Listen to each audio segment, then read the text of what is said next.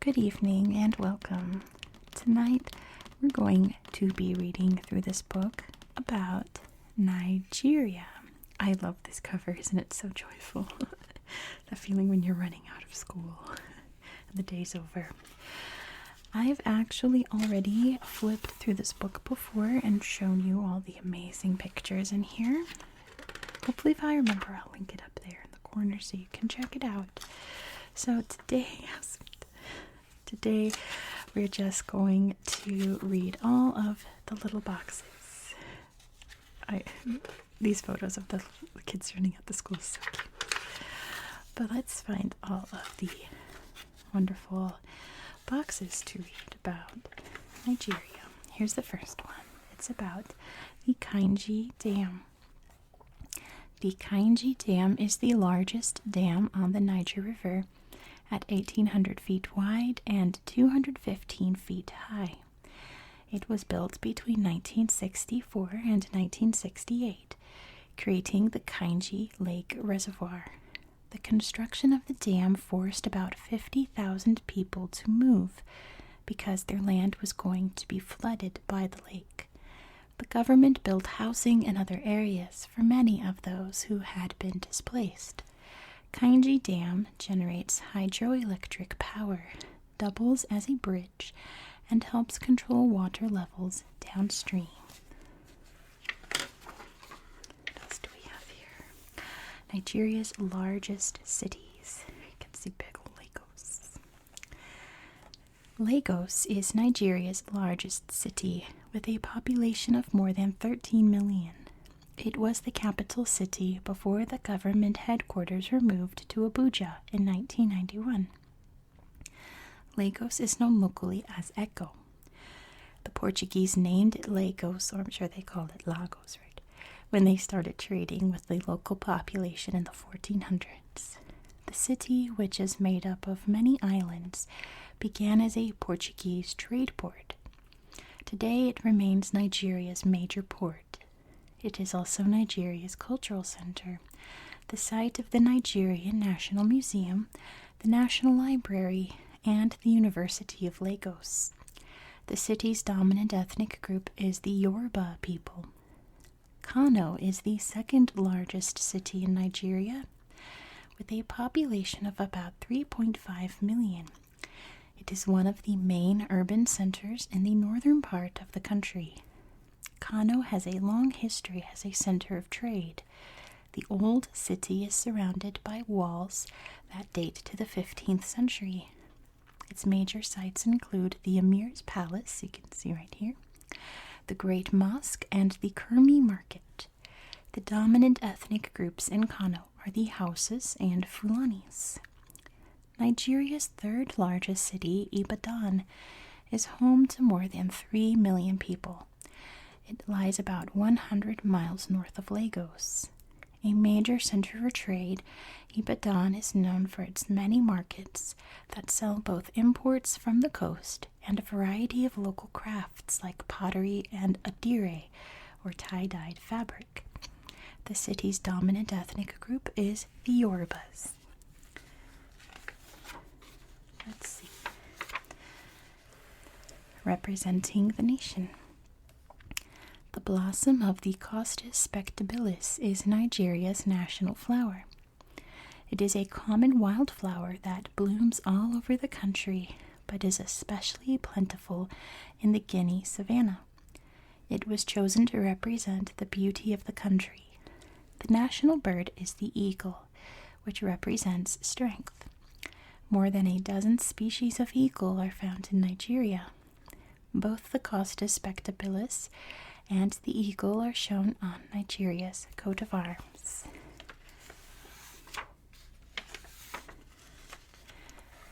National parks and reserves. Each of Nigeria's national parks protects endangered plants and animals and preserves the wild environment they live in. Here are some of the most important. Cross River National Park in the south is Nigeria's last great rainforest reserve. 30% of its land is forested. This park provides the habitat for the Cross River gorilla and the rare drill monkey. Goshaka Gumti National Park in northeastern Nigeria is the largest and most scenic of Nigeria's national parks. Among the mountains in the park is Nigeria's highest point, Chapawadi. The mountain forests are habitat for chimpanzees, giant elands, and many other creatures. Okomu National Park near Benin City is Nigeria's smallest national park, but it has a lot of wildlife. The white-throated monkey, you can see here, one of the world's rarest monkey species, lives here alongside forest elephants, buffalo, and leopards. Yankari National Park in northeastern Nigeria is well known for its wildlife, especially for its African bush elephant herd of about 350, the largest in West Africa. Baboons, hyenas, bushbuck, buffalo, waterbuck, lions, and leopards all share this reserve, which also has a large variety of birds. Nigeria's most endangered animals. More than 24 types of mammals in Nigeria are endangered or vulnerable to extinction. These include the West African lion. 50 years ago, about 200,000 lions roamed Africa. Today, 90% of those have disappeared, and only about 34 are left in all of Nigeria. The Cross River gorilla. These gorillas right here were once common in Nigeria's forests, but now only about 300 remain in Nigeria and Cameroon combined. The white-throated genon, also called the red-bellied monkey. These creatures are found in the rainforests of Nigeria and Benin. They have been so heavily hunted for their unusual red and white fur that there now remains only a small colony near the Niger River. And the red-eared guenon, a monkey found in tropical forests of Nigeria and neighboring Cameroon and Equatorial Guinea. This guenon, I suppose, is near extinction because many have been captured and sold illegally as pets. Queen Amina. One of the most powerful leaders among the houses was Queen Amina. She became the ruler of Zaria, one of the house estates, in the 1500s. Amina was a legendary fighter and military strategist who led her people to conquer many other territories. She controlled trade routes and helped develop her kingdom. Enjoy the page-turning sounds. Early abolitionist. Olaudah Equiano was the youngest son of a judge and was in training to become one himself. His community in what is now Nigeria was referred to as Iseke, or music and dance people. One day, while his parents were out working, 11-year-old Olaudah and his sister were kidnapped by slave traders. After a few days of travel, they were separated, never to see each other again. Olaudah was sold to an African chieftain at first, and then later to traders from overseas. He endured the terrifying journey across the Atlantic Ocean to North America. He was eventually purchased by a Royal Navy lieutenant named Michael Henry Pascal in the colony of Virginia. Compared to many other enslaved Africans, he was well treated. For 7 years he served Pascal. During that time, he traveled to England and was able to educate himself. In 1766, he was able to buy his freedom. As a free man, Equiano was an abolitionist or anti-slavery activist. He lectured on the freeing of slaves and actively helped to resettle those who had been freed. In 1766, Equiano wrote his autobiography, the interesting narrative of the life of Olaudah Equiano, or Gustavus Vasa, the African. In it, he described his life as a child in Africa and his kidnapping, as well as the cruel way enslaved Africans were treated in the Americas. He hoped that the book would help end slavery. He argued for the end of slavery to anyone who would listen, including writing letters to the Queen of England herself. Equiano died in 1797, just 10 years before Britain abolished the slave trade. Very interesting person. The Abba Women's Protest. A group of Igbo women in Abba, in the southeast, led Nigeria's first protest against the British colonial administration. In 1929, the women organized a protest against the British when the colonial authorities imposed new rulers on the region and attempted to introduce additional taxes. Thousands of women gathered, and the British responded violently, shooting into the crowd and killing dozens of the protesters. As a result of the protests, the British made reforms in their administration and began including women in the local court system. I actually talked about this in another video. I'll link it up there if I remember. Hopefully I do.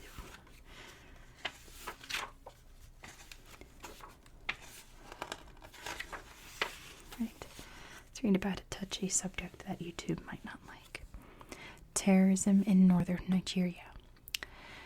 Since 2003, northeastern Nigeria has been plagued by an Islamic extremist terrorist group called Boko Haram.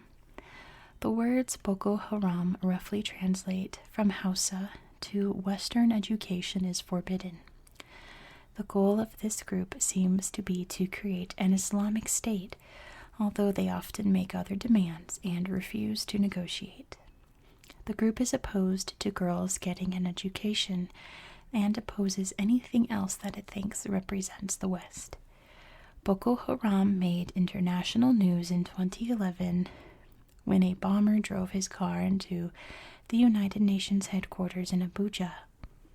In April 2014, they kidnapped 276 girls from a school, most of whom still remain missing.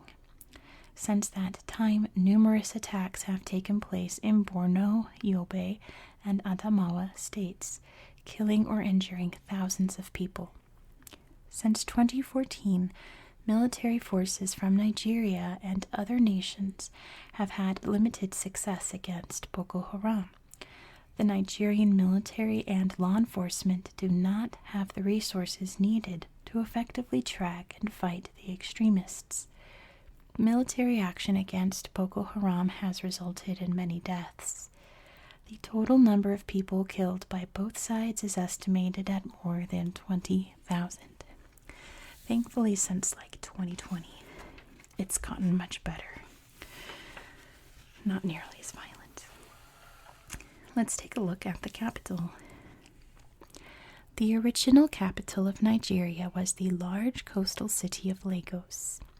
But in the 1980s, General Murtala Muhammad, the head of state, decided Nigeria needed a capital that could unify Nigerians, so he moved the capital to the center of the country. Construction of a new capital city was started in the town of Abuja.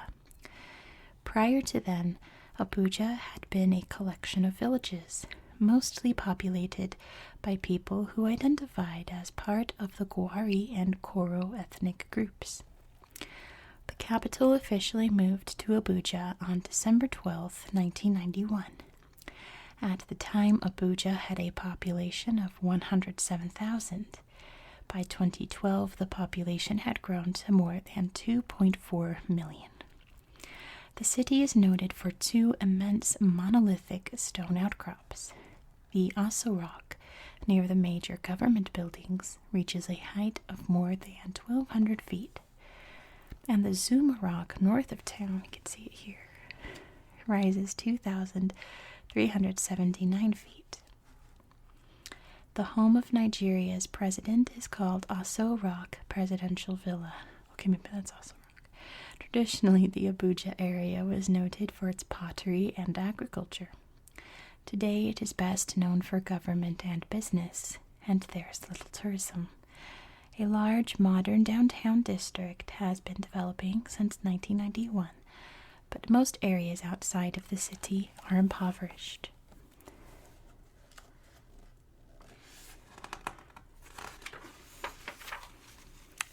Islamic law. Sharia law, or Islamic law, is practiced in 12 of Nigeria's states. 9 of these follow Sharia law at both the civil and criminal levels, while 3 apply it only in civil cases. A few other countries around the world also follow Sharia law, including Pakistan, Iran, and Saudi Arabia. Under Sharia, some activities are illegal in some places, but not in others. Sharia law is controversial in Nigeria. Although Sharia law is supposed to apply only to Muslims, this is not always the case. In some states, all women, including Christians, have been barred from taking part in sports. Supporters of this law believe that the strict laws and harsh consequences are necessary to curb crime. The laws are based on the concept that the needs of society as a whole are more important than the wants of individuals. Opponents of Sharia believe that the laws are too extreme and the punishments too severe. They also dislike Sharia because it diminishes the notion of individual rights and freedoms.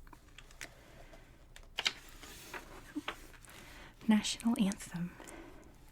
Look how decked out in green they are. The music for the Nigerian national anthem, Arise, O Compatriots, was written by Benedict Alide Odiase. The lyrics are drawn from the top 5 entries in a national contest. They were written by John A. Ilechukwu, Eme Etim Akpan, B. A. Ongunnaike, Sota Omoigi, and P. O. Aderbigbe. The anthem was adopted in 1978. And I won't bother trying to read out the lyrics or anything. Here's the national flag. The flag of Nigeria is composed of 3 vertical bands of color, green on the edges and white in the middle.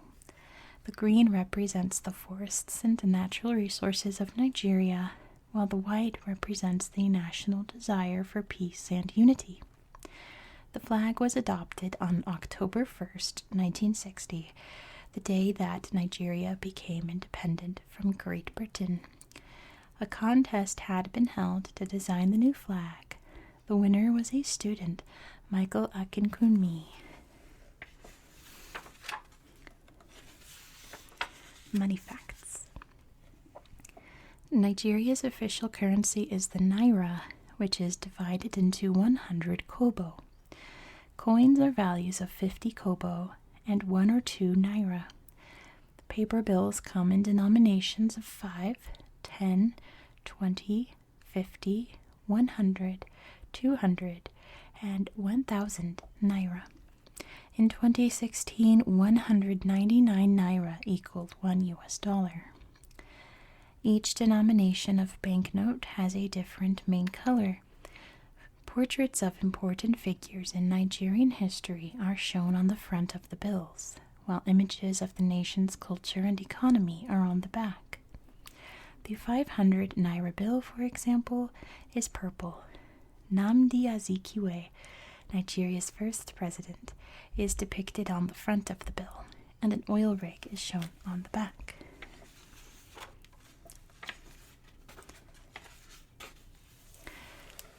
Slash and burn.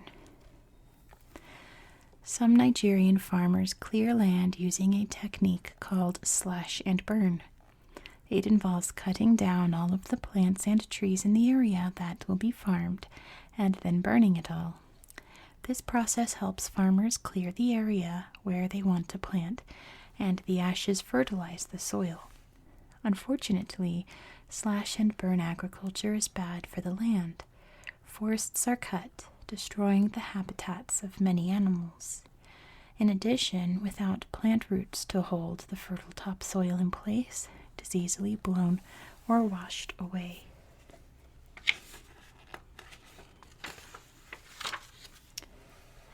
Mixed messages.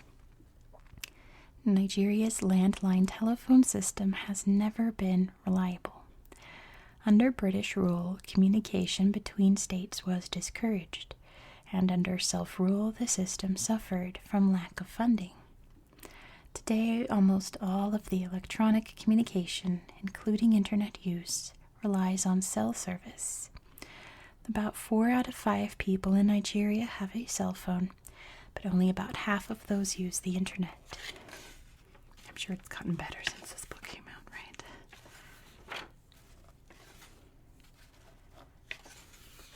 Let's see. Here we go. Women in Nigeria. Historically, women have had the jobs of food preparation, making items for daily use like pottery, baskets, and mats, and being in charge of the younger children. This also meant that they had control over household operations and resources, which gave them considerable influence. In pre-colonial times, women were leaders and held positions with titles and power. The Yorubas honored female chiefs called Iyalode. After the British occupied Nigeria, Western notions about women's roles took over. While the men were turned into soldiers and laborers, the women became responsible for farming to meet the basic needs of the family. A formal education system was introduced, but women and girls were not taught the same subjects and did not end up with the same opportunities as men. Since independence, education for women has improved, and women now hold important roles in government, science, and other academic areas.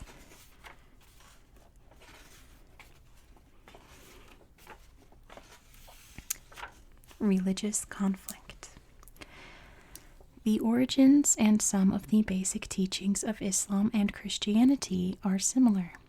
Both are monotheistic, meaning they believe in only one God, and consider the 10 Commandments to be the ultimate law as presented by the prophet Moses. Muslims do not believe that Jesus was literally the Son of God, but respect his teachings as a prophet just as much as Christians do. In contrast, Muslims do not feel that saints should be prayed to in the way that many Catholics do, and they do not believe that humans are born into the world as sinners. Even though they are only a very tiny percentage of Muslims, extremist groups like Boko Haram are opposed to Christianity to the point of violence. In Nigeria, conflicts between Muslims and Christians overlap with disagreements between ethnic groups that have been at odds since long before formalized religion came to West Africa. Outsiders sometimes assume that the violence that erupts is about religious differences. In reality, the people committing violent attacks have a variety of motivations, including political ambition, financial gain, and pure anger over the conditions of their homeland. Many of the Boko Haram recruits are young people with few options who are easily drawn to a cause that promises a better life. The majority of Muslims and Christians get along well in Nigeria and the rest of the world. In regions like Yorubaland, they live and work side by side, free of conflict. Talking drums.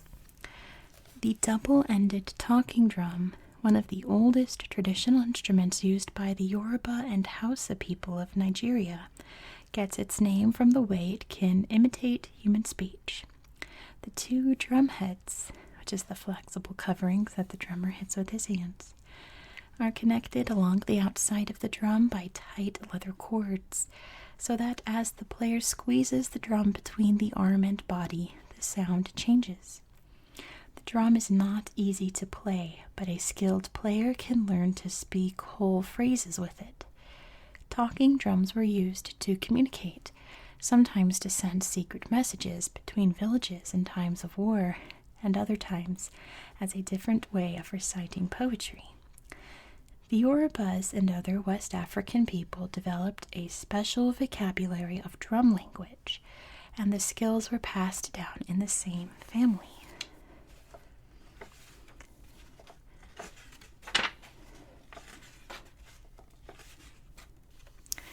The National Museum. The Nigerian National Museum in Lagos displays some of the finest examples of Nigerian art found anywhere, including sculptures in brass, wood, and terracotta. It also has exhibits on the Nok and other early peoples, revealing what is known about their way of life.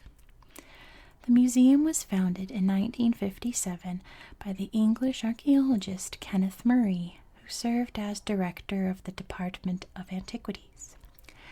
It was Murray's dedication to protecting Nigeria's art that convinced the British colonial authorities to take steps to collect it and preserve it from looting as ancient sites were discovered. Before his intervention, many precious works were taken out of Nigeria and sold to private collectors and museums. Even today, Nigeria is trying to get some of these returned to be shown in the National Museum. Wisdom in Proverbs. I love Proverbs from around the world. Let's see these. Wise sayings are passed down from generation to generation in order to teach good behavior and social values, often using examples from everyday life to illustrate a point.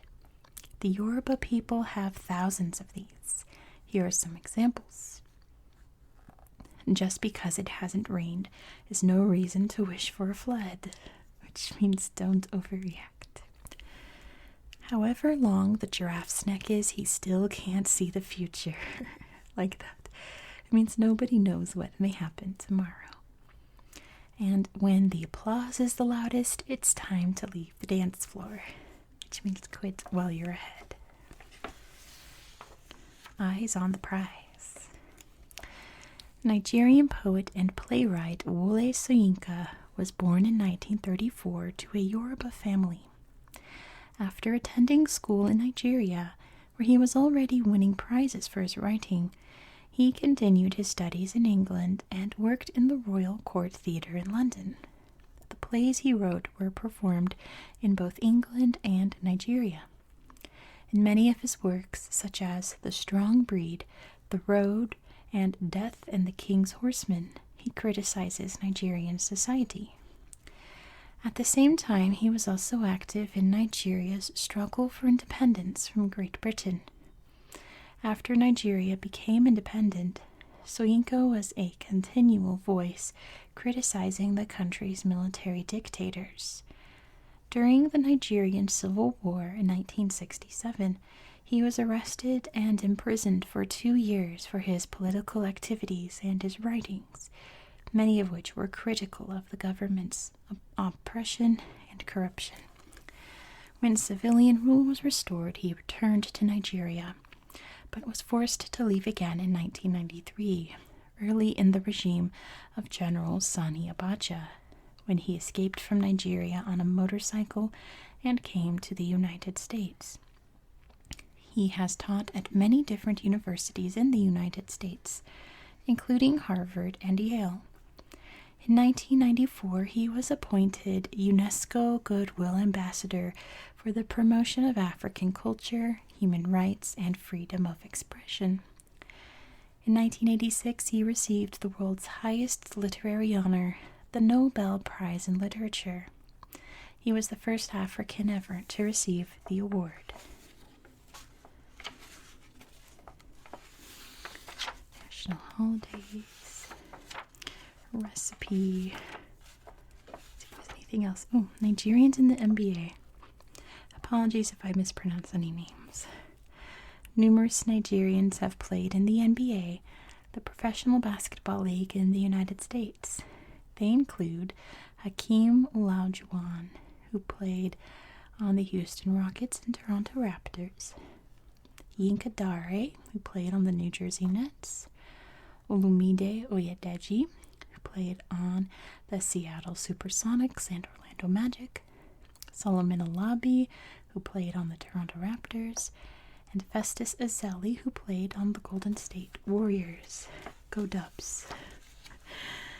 And that's the end of the book for tonight. Thank you so much for watching. If you liked this video, please consider subscribing, because I do book flip-throughs where I read all the little boxes all the time on my channel. So if you like this, please consider subscribing. Thank you so much for watching. I hope that you found this video relaxing and educational, and I hope that you have a very good night. Good night.